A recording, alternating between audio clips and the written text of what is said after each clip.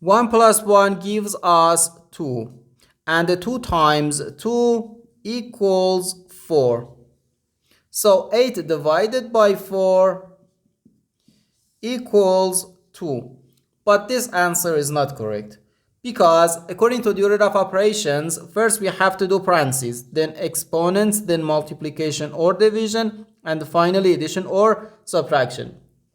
Remember that multiplication and division have equal priority and we have to work from left to right.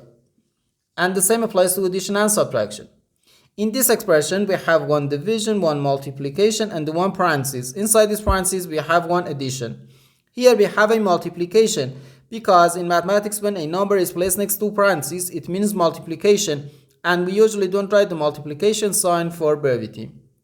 Okay, so according to the PEMDAS, first we have to do this parentheses, then this division, and finally this multiplication. If we do this multiplication before this division, it is wrong.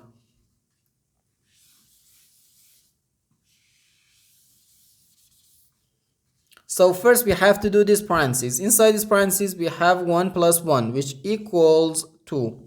So 8 divided by 2, then times 2. Now we have one division and one multiplication. As I said, multiplication and division have equal priority and we have to work from left to right. So here first we have to do this division. 8 divided by 2 gives us 4. So 4 times 2 equals 8. And this is our final answer to this problem.